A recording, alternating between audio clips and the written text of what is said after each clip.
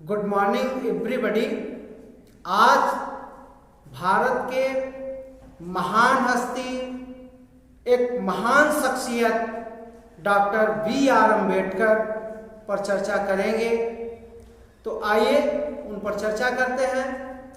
भारत के संवैधानिक शिल्पी,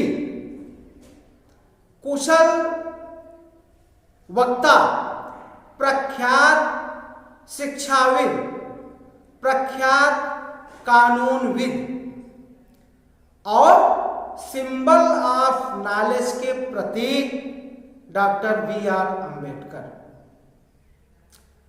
वास्तव में एक महान हस्ती थे जिन्होंने हमारे भारतीय संविधान को रचा एवं लिखा। प्रारूप समिति के अध्यक्ष थे, विदेशों से डिग्री लिए थे। उस समय जब वो पढ़े थे तो शायद उनसे ज़्यादा डिग्री भारत में किसी के पास नहीं थी, जितने बड़े टैलेंटेड व्यक्ति थे।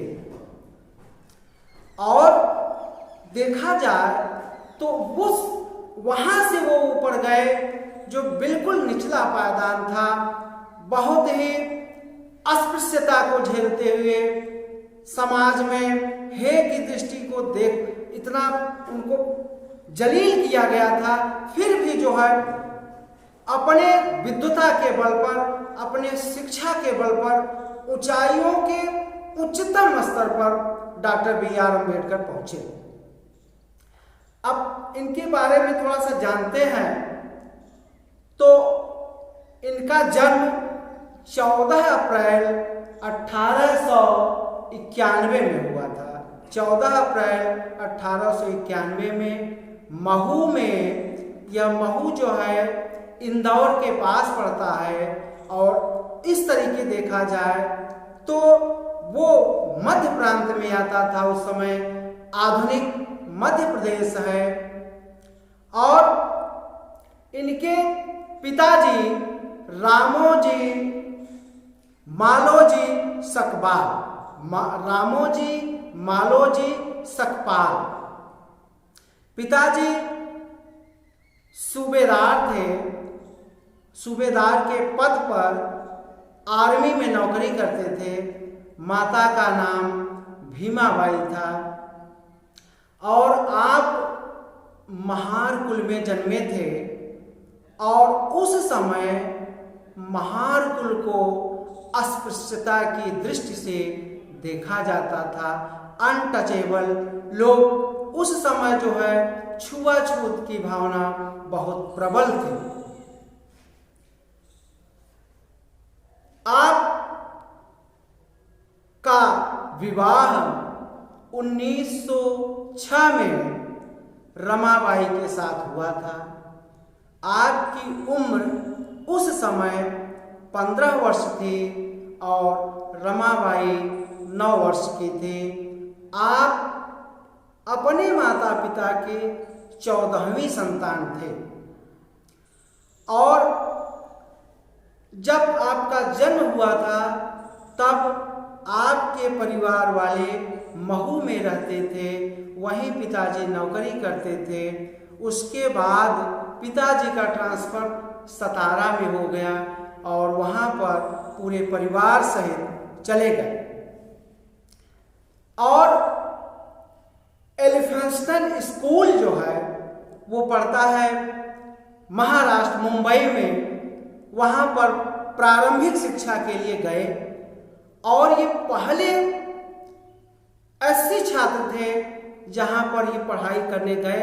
उससे पहले वहाँ पर कोई शेड्यूल कास्ट का बच्चा नहीं पढ़ा था। और अद्वितीय प्रतिभा के धनी थे आप।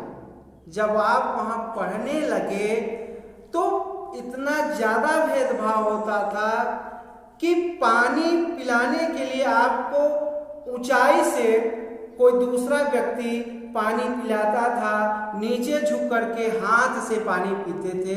वहाँ पर ये बचपन से ही छुआछूत झेलना पड़ा। एलिफेंस्टन स्कूल से पढ़ाई करके वहीं पर एलिफिंस्टन कॉलेज भी है और वहाँ से स्नातक की डिग्री प्राप्त किए। बचपन से ही होनहार थे, कुशाग्र बुद्धि के थे और पीजी करने के लिए, एमए करने के लिए आप अमेरिका गए।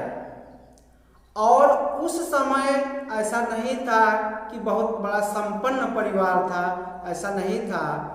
एक बड़ौदा नरेश गायकवाड़ शासक सयाजी राम तृतीय के छात्रवृत्ति के माध्यम से आप अमेरिका गए थे और उस समय छात्रवृत्ति मिलती थी 755 रुपये प्रति माह। 755 रुपये प्रति माह की छात्रवृत्ति से अमेरिका के कोलंबिया विश्वविद्यालय से, जो न्यूयॉर्क में पड़ता है, कोलंबिया विश्वविद्यालय उस समय का माना जाना विश्वविद्यालय था, वहाँ से परास्नातक पॉलिटिकल साइंस, राजनीति विज्ञान और इकोनॉमिक्स में भी आपने पीजी वहाँ से की। उसके बाद लंदन से जो है, लंदन से university, London school of economics, London school of economics से लॉ की डिग्री प्राप्त की थी 1916। लॉ की डिग्री, बैरिस्टरी की डिग्री प्राप्त की थी 1916 और 1913 में ये कोलंबिया विश्वविद्यालय में जाते हैं और 1897 में, जो अभी मैंने बता दिया था, थोड़ा सा इसको आप लोग ध्यान देंगे, जो एलिफिंस्टन स्कूल में पढ़ने गए थे वो 1897 ईस्वी थी। 1913 में जो है अमेरिका गए थे कोलंबिया विश्वविद्यालय में पढ़ने। अब वहां पर गए और वहां से पीजी किए और लॉ की डिग्री जो है वो प्राप्त किए थे ब्रिटेन से और अमेरिका से पीएचडी की भी डिग्री आप प्राप्त किए थे। और 1917 में आप भारत आते हैं और उसी समय 1919 का अधिनियम आने वाला था। 1919 का अधिनियम आने वाला था। उस अधिनियम की समीक्षा के लिए, उस अधिनियम की समीक्षा के लिए अंग्रेजों ने कमेटी बनाई थी। उस कमेटी का नाम है south broke committee. South broke committee ये 1917 में बनी थी और उस कमेटी के मेंबर थे आप समझ जाइए कि कितने बड़े टैलेंटेड थे कि उस साउथ ब्रोक कमेटी के मेंबर बने थे 1919 के अधिनियम की समीक्षा के लिए। 1919 के अधिनियम की समीक्षा के लिए यहाँ एक बात और ध्यान दे लें आप लोग, जब ये प्रारूप समिति के अध्यक्ष चुने गए थे उससे पहले कांग्रेस के एक दिग्गज लीडर ने ये कहा था कि संविधान सभा का दरवाजा तो क्या खिड़की और रोशनदान भी बंद कर देंगे कि डॉक्टर भीमराव अंबेडकर पहुंच नहीं सकते संविधान बनाने में। संविधान सभा का दरवाजा क्या खिड़की और रोशनदान भी बंद कर देंगे। और डॉक्टर BR अम्बेडकर ने कहा था शिक्षा शेरनी का वह दूध है जो पिएगा वह दहाड़ेगा, जो पिएगा वह दहाड़ेगा। अब 1919 के अधिनियम की साउथ ब्रोक कमेटी की समीक्षा करने के लिए जो मेंबर थे उन मेंबर में डॉक्टर BR अम्बेडकर भी थे और 1900 साप्ताहिक पत्रिका आप निकाले थे, उसका नाम है मूक नायक। मूक नायक ये पत्रिका 1924 में छपना शुरू हुई थी। मूक नायक साप्ताहिक पत्रिका थी और इन्होंने जुलाई 1924 में बहिष्कृत हितकारी सभा का गठन किया था। बहिष्कृत हितकारी सभा, जो समाज के बहिष्कृत लोग थे, जिनको छुआ नहीं जाता था, अनटचेबल माना जाता था, उन्हीं के लिए काम शुरू किए और सोसाइटी बनाए बहिष्कृत हितकारी सभा। और सबसे पहले एक 1918 में बॉम्बे विधान परिषद मेंबर चुने गए थे। 1927 के करीब जो है। और 1918 में आप जो है शिक्षक के रूप में, प्रोफेसर के रूप में काम शुरू किए थे। सिडेनहम कॉलेज ये मुंबई में है, वहाँ से शिक्षक का, प्रोफेसर का कार्य शुरू किए थे। वहाँ पर भी इनको छुआछूत, भेदभाव झेलना पड़ा था। उससे पहले आप सेना में नौकरी भी किए थे, सचिव पद पर, वहाँ भी छुआछूत झेलना पड़ा था। उन नौकरियों को त्याग दिए थे और उसके बाद जो सिडेनहम कॉलेज था वहाँ पर भी छुआछूत झेलना पड़ा, उसको भी त्याग दिए थे। और उसके बाद एक जगह इनको पानी नहीं पीने दिया जा रहा था और उसी समय सत्याग्रह करते हैं। वो था सार्वजनिक कुओं से पानी पीने के लिए, वहाँ से सत्याग्रह करते हैं, आंदोलन करते हैं। इनके साथ बहुत सारे लोग जुड़ जाते हैं। 1927 में साइमन कमीशन भारत में आता है। वो आता तो 1928 में है, लेकिन 1927 में जब वो वहाँ बन गया था और आने की बारी हो रही थी, तो उसकी साइमन कमीशन की समीक्षा के लिए कमेटी बनी थी और उस कमेटी के भी मेंबर आप थे। ये इतने बड़े टैलेंटेड पर्सन थे, इसीलिए जब भारत में रिजर्व बैंक की स्थापना की गई थी तो अंग्रेजों ने इनसे राय सलाह मशविरा किया था, क्योंकि ये इकोनॉमिक्स में रिसर्च किए थे इसीलिए, और इनका इतना बड़ा टैलेंट था, विद्वता थे इसलिए। 1927 में साइमन कमीशन जब भारत आता तो उसके लिए जो है कमेटी गठित हुई थी, उसके भी आप मेंबर थे। और 1930 में राजनीति शुरू करते हैं। भारतीय राजनीति में उस समय भारतीय राजनीति में जो एससी वर्ग था, दलित वर्ग था, जो 1000 वर्ष से शोषित था, जिसको हे की दृष्टि से देखा जाता था, तो पिछड़े वर्ग और महिलाओं के लिए सबसे ज्यादा काम, और ऐसा नहीं कि केवल महिलाओं, और भारत के लगभग सभी समूह के लिए डॉक्टर B.R. अम्बेडकर ने काम किया था। और डॉक्टर B.R. अम्बेडकर एक ऐसे पर्सनालिटी, एक ऐसे व्यक्तित्व थे जो लंदन में राउंड टेबल काउंसिल, गोलमेज सम्मेलन, तीनों गोलमेज सम्मेलन में भाग लेने गए थे।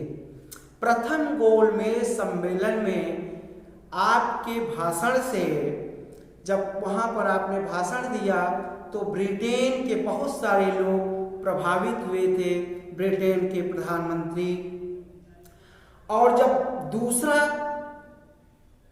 गोलमेज सम्मेलन होता है तो द्वितीय गोलमेज सम्मेलन में कांग्रेस की तरफ से भाग लेने के लिए महात्मा गांधी गए थे और हिंदू महासभा की तरफ से मदन मोहन मालवीय गए थे और डॉक्टर B.R. अम्बेडकर अपने प्रतिनिधित्व के लिए गए थे।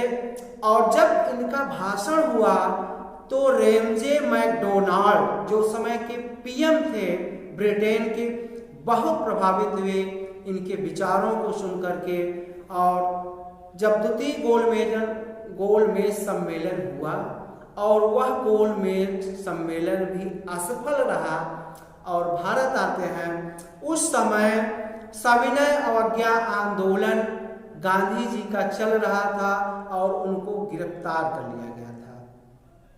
तृतीय गोलमेज सम्मेलन में भी आप भाग लेने ब्रिटेन गए थे और उसी समय उसके बाद रेमजे मैकडोनाल्ड ने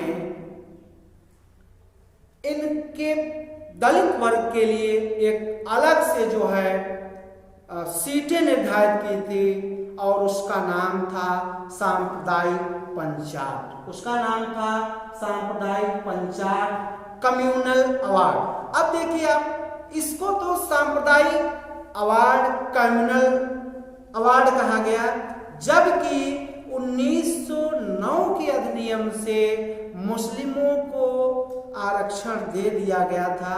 तो अगर सांप्रदायिक पंचायत आपको कहना है तो 1909 के अधिनियम को कहते आप, लेकिन वहां सांप्रदायिक पंचायत उसको नहीं कहा गया, यहां पर सांप्रदायिक पंचायत कहा गया, जबकि विरोध वहां से ही शुरू हो जाना चाहिए था, लेकिन वहां पर नहीं शुरू किया गया।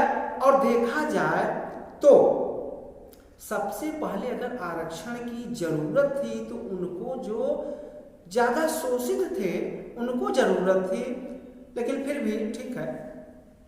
और उसी समय वहां पर जो है ये रेमजे मैकडोनाल्ड या सांप्रदायिक पंचायत में जो हुआ था उसमें बात आई थी कि जो दलित वर्ग है, एससी वर्ग है, वह भारत का अल्पसंख्यक वर्ग है, वह अल्पसंख्यक समुदाय से आता है और वहां पर इनको 71 सीट निर्धारित की गई। अब इसको आप थोड़ा सा ध्यान दे लेंगे, 71 सीट जो निर्धारित की गई थी उसमें ये मानना था कि जो वहां कैंडिडेट जो लड़ेंगे चुनाव वो एससी वर्ग से होंगे और वोट भी केवल एससी वर्ग देगा, वोट भी केवल जो है एससी वर्ग ही देगा, इसीलिए इसको सांप्रदायिक पंचायत कहा गया था। और ये जो घोषणा हुई थी सांप्रदायिक पुरस्कार की वो 16 अगस्त 1932 की घटना है। 18 अगस्त को गांधी जी को पता चलता है, वो पुणे की यरवदा जेल में थे, तो वो एक चिट्ठी लिखते हैं रेमजे मैकडोनाल्ड को और 1 महीने का समय देते हैं कि आप इस अधिनियम को वापस ले लें, हम भारतीयों को आपस में बांट रहे हैं, वह भी हमारे अभिन्न अंग हैं जो हमारे हिंदू संप्रदाय से आते हैं। फिर भी उस पर जो है ये रेमजे मैकडोनाल्ड इनकी बात नहीं मानते हैं गांधी जी की, और गांधी जी ने लेटर में लिखा था कि अगर मेरी बात नहीं मानेगी तो मैं भूख हड़ताल करूंगा, और गांधी जी यरवदा जेल में भूख हड़ताल करने लगते हैं। और उस समय उनकी उम्र भी काफी हो गई थी, ये लग रहा था कि कहीं कुछ अनहोनी न हो जाए। कई लोगों ने B.R. अम्बेडकर से कहा कि आप जो है गांधी जी से मिल लीजिए, तो उन्होंने कहा कि मैं क्यों मिलूं, मुझे तो 1000 वर्ष से हमारे समाज को सताया गया था तो लोगों ने नहीं कुछ कहा, आज अगर कुछ मुझे मिला है हमारे समाज को तो आप लोग इस तरीके की बात कर रहे हैं। फिर उस समय जो है गांधी जी और डॉक्टर B.R. अम्बेडकर के बीच में समझौता कराने के लिए मदन मोहन मालवीय आए और उन्होंने जो है दोनों व्यक्तियों की मीटिंग निश्चित की यरवदा जेल में, और वहां पर जो है पैक्ट हुआ जिसको पूना पैक्ट के नाम से जाना जाता है। और गांधी जी ने कहा कि 71 सीट के बजाय आपको हम 147 सीट देते हैं। आप 147 सीट पर आपके लिए है और आप इस पर आप अपने वर्ग को चुनाव लड़ाइए और लड़िए। और उस समय ये सीटें इनको प्राप्त हो गई। और यहाँ पर देखा जाए तो गांधी जी भी ठीक ही कह रहे थे। दरअसल वो अंग्रेजों का कुछ ऐसा लग रहा था कि भारत के जो समूह है, जो जातियां हैं, उनको अन्य भागों में भी बांट दिया जाए। और इससे पहले जो है देखा जाए तो जब ये राजनीति में आए थे डॉक्टर बी.आर. अम्बेडकर, तो स्वतंत्र labour party, Indian labour party का गठन भी आपने कर दिया था। और जब 1935 का अधिनियम आया, ब्रिटिश प्रांत के 11 प्रांतों में चुनाव हुआ, तो आपकी पार्टी ने बॉम्बे प्रेसिडेंसी में बहुत अच्छा रोल किया था। 13 सीटें वहां से ये इंडियन लेबर पार्टी जीती थी। स्वतंत्र पार्टी जो है ये बनी थी 1936 में और 37 में जो है प्रांतीय चुनाव हुआ था। 1942 में शेड्यूल कास्ट फेडरेशन की स्थापना आपने किया था। अब जो है शेड्यूल कास्ट फेडरेशन की स्थापना कर दिए थे। अब जब संविधान सभा की बात आई थी, 389 मेंबर चुन करके गए थे। और उसी समय ये हुआ कि अब जो है डॉक्टर बी.आर. अम्बेडकर कहाँ से चुन करके जाएंगे। तो ये चूंकि राजनीति बॉम्बे प्रेसिडेंसी में करते थे, उस समय जो बंगाल प्रेसिडेंसी थी वहाँ के थे जोगेंद्र नाथ मंडल, और वो क्षेत्र था खुलना जसोर एक क्षेत्र था पश्चिम बंगाल का। अब ये जो है वर्तमान में बांग्लादेश में है। और वहाँ से ये जो है चुनाव जीत करके संविधान सभा में पहुँचे थे। और ये क्षेत्र भी जो है बाद में पाकिस्तान में चला गया था। फिर एक दूसरी जगह से भी जीते थे, बाद में वो भी क्षेत्र जो है पाकिस्तान में चला गया था। अभी मैंने बताया था कि कांग्रेस के दिग्गज लीडर थे जिन्होंने कहा था कि संविधान सभा के दरवाजे क्या, खिड़कियां और रोशनदान भी बंद कर देंगे डॉक्टर बी.आर. अम्बेडकर के लिए, जिससे वह संविधान सभा में न पहुंच सके। अब बहुत सारे लोगों ने उनको ये ठान लिया था कि ये संविधान सभा में न पहुंच सके। यहाँ तक कि उनके समुदाय के लोगों ने भी उनकी टांग खींची थी कि ये संविधान सभा में न पहुंचे। अंततः वो अपने विद्वता के बल पर, अपनी प्रतिभा के बल पर लोहा मनवाए और वो संविधान सभा में पहुंच गए। जब वो ऐसा कह रहे थे नेहरू जी से, पंडित नेहरू से, तो पंडित नेहरू ने कहा कि तेज बहादुर सप्रू और M.R. जयकर भी संविधान सभा में नहीं हैं, इसलिए डॉक्टर बी.आर. अम्बेडकर को प्रारूप समिति का अध्यक्ष बनाया जाएगा।